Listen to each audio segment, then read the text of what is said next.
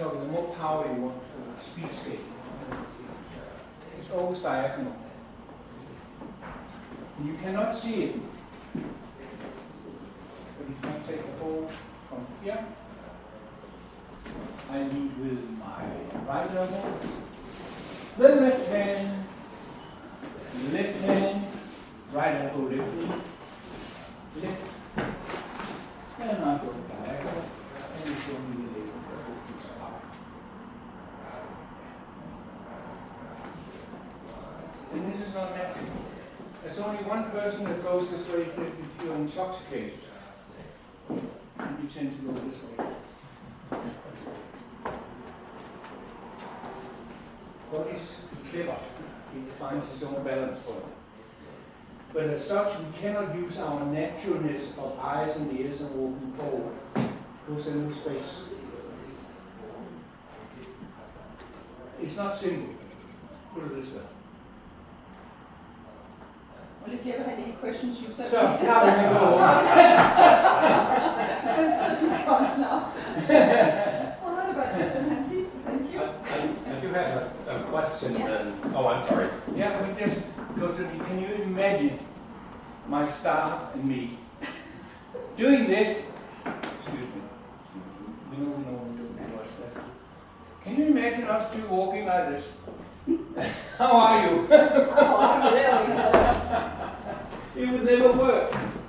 But see, we should have that fortunate experience of meeting each other earlier and we dance together. I can still walk comfortably on toe. It's more comfortable than going straight forward. It's hard. You really have to have the discipline of thinking in these two directions at the same time. I'm looking here as I do when I'm normally, but I'm moving in this direction. Or I'm looking here and I'm moving in this direction without looking. So it's for everybody. Now be quiet. Oh, totally different topic, but when you do a fall-away slip pivot, reverse slip pivot, the slip pivot always feels awkward and out of time with my partner. Can you explain how the energy is exchanged in that step? Well, I don't know whether it's the energy, but I think the way I see it very often these days wrong is that I see the man is doing a heel, toe, toe. He stays on the toe to turn, or he just touches slightly as he's going around. But that means that the two bodies are really squashed towards each other. And certainly the way that we were trained was that for the man it's heel, toe, toe, heel.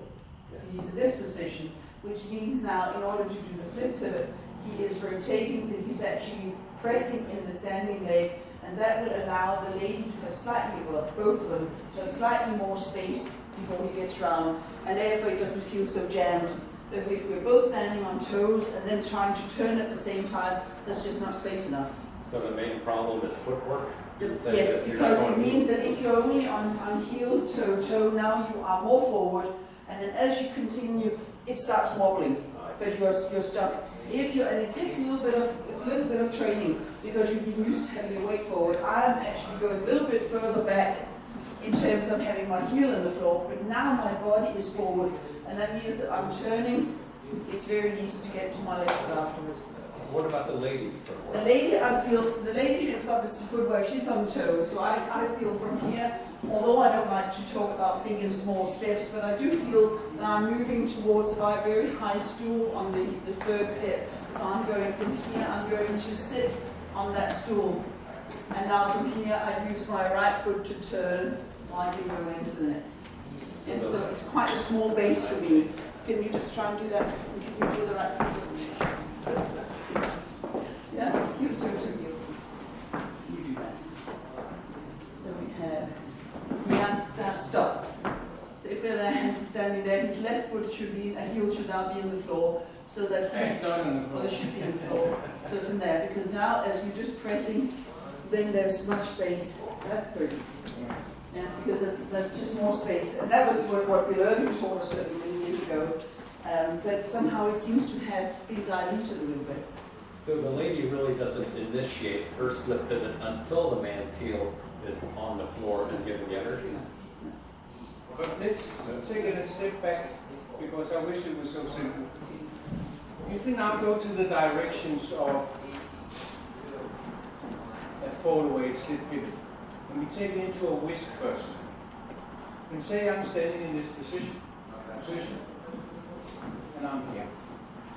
If I give a little signal to the lady, she will invite me by always going in this direction. The lady always, she gets information and she always invites me in this direction. She always dances her left shoulder blade into the man's right arm. It doesn't matter what. If I give the message, she goes. And I have to say that you are experiencing a very, very rare sight. Hans and I never teach together. I find out why very short-lived. I give a message and we do a whisk and you go that way. And we have done a beautiful whisk. Nearly. My nose should be just inside the hand. The lady's nose should be outside. And if you notice, you could see immediately I did not go forward. I went diagonal. Yes? I could also give a message to the lady, and then she invites me. Oh, wait. And she invites me into the whisk. Yes? Now we do the same. She invites me in this direction, and I said inviting, and I lead her in another direction, into another whisk, another forward. Let's try to help. Yeah. I give you a message, you go this way. Message, and I lead the lady into another whisk. In this case, there are 3 different directions. The lady should know the heel and toe and the step, but she must never know where I'm going. As soon as they start thinking, trouble, and you cannot lead them. The lady must know the same, everything like the man, but the man will, relative to the music, give a message. She will always invite me moving her left shoulder into my arm. I can then decide whether I want to go with her, or I can oppose it and take my big fat body that's heavier than land and force her, and she will, I normally say, very difficult to explain. I can have your body, but I cannot have your soul. So she will come with me, but I force her, and she will gently oppose me. This gently we haven't quite arrived at the moment, but we're working at it. So if I stand in this position, I will never tell her which one. I will give her a little message that's called. And in this case, she will open a quarter of a turn, and I will not. Then here. And I will oppose her to take her into another position. You will come to the fall away sooner or later. And I lead her in, and here I will open up more. So there are those 3 directions. So if you can imagine, I was in this position, and I was here, I give the message, and we do a whisk and we are beautifully balanced. Now I do this slip pivot, and you've done your forward. Because it's exactly the same step. That means that your direction before you go into the fall away has to be in the correct position. For instance, if you did a running spin turn, this is an actual turn, running spin turn, then you should finish approximately here. The first step to the fall away is now here. You see, we are not in this position. If you do this position, you will do something like this. You will immediately turn your head, your left side will go away. Good luck.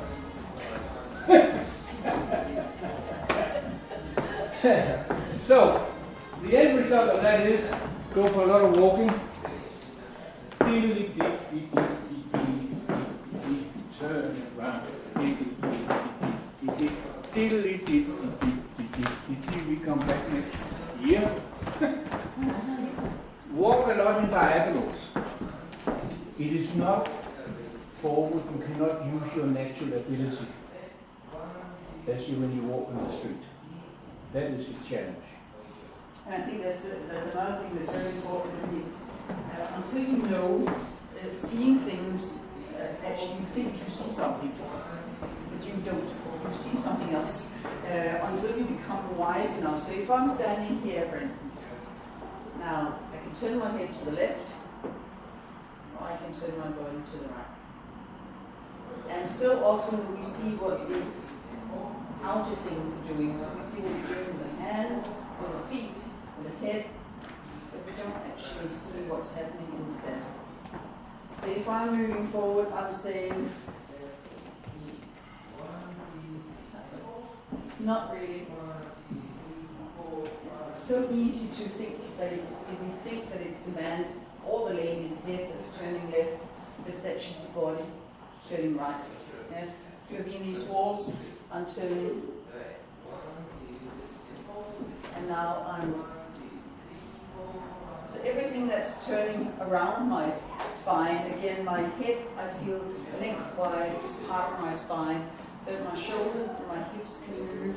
So for instance, I'm doing a telemark, well, I'm standing looking over my left arm, I'm looking at Joan. By the time I now turn all the way, how much has my head turned? Well, the head turned between Joan and you. But it hasn't gone from here and then over. So it's much more getting the action, if you like, into the body and into the center. But it can be very deceiving. But next time you look at some good couples, have a look. And they should be, if they're really good, they should actually be turning the center, because it's your left side that's moving past each other. And as long as you're in that position, because of the lady standing on the right side of the man, because the lady's standing here now, this, we're okay. As long as everything is happening this way, I will put Leslie into my arm, she will come back, I'll put her in there, I'll go in there, but as soon as we do this, we've had it. And it's just, everything is going so fast, and this is what normally goes wrong with the reverse turns, that we feel we are turning to the left, but it's really only the shoulders, it's really not the base that is set from here. So one very quick and easy rule, it's certainly not easy to do, but whenever you turn left, make sure, gentlemen, that from the first step your head and your left shoulder are over your left foot. So it can be there, it can be here, it could be there. I can turn as much as I like, but that turn is happening from my right leg, so beforehand, and not turning, but you can see my feet not turn. And now the lady will match it, and it will all be running faster and faster. Get it back again. Yes, so the reverse turn, especially in something like Viennese waltz, where you go round and round and round. Once you start doing this, and it gets more, you can feel everything is running so fast. And a good way of practicing that is actually to say, I hold my normal position, and the lady puts her right hand on my left shoulder blade, because as long as we're here, if I start being a bit slow, you just pull. Come on, pull. Thank you. Now you're right. Yes, you can actually help yourself that way, because if I'm not aware of it, because we've got the hold here, if I'm not aware of it, I'm doing this and thinking, but I am okay. And the lady thinking, no, she's not okay, because I've got my whole weight on the lady. Then all she does is say, very good, now we can go. Now we can turn around, now we can go. And we can turn around, and we can keep the same position even with a lock turn. So just as a practice rule, and also for a Felsted reverse turn or always in that, you basically start feeling that your centers are in the correct position. You're not sitting, thank you very much, thank you. You're not sitting down, you can get up. I'm impressed. And Continue. when you're turning your body, you're including from the pelvis all the way? No, I think there's one thing that's really important. When we talk about this It's almost like a little flower. When we stand here, and I totally agree with Hans, we're never looking at each other because we have two corridors, one for the center and one for our face, one's for our freedom, if you like. So we're together and yet we're free. That's really what it's all about. But when we get together from here, now I have prepared myself, my partner has prepared himself, but now together we feel we find like a common degree, how much should we actually be ready, how much tone should we have. And what could be 2 for you could be 0.11 for me. So we both prepare ourselves a little bit, and that you have to find out. So let's say it's a 5 out of 10.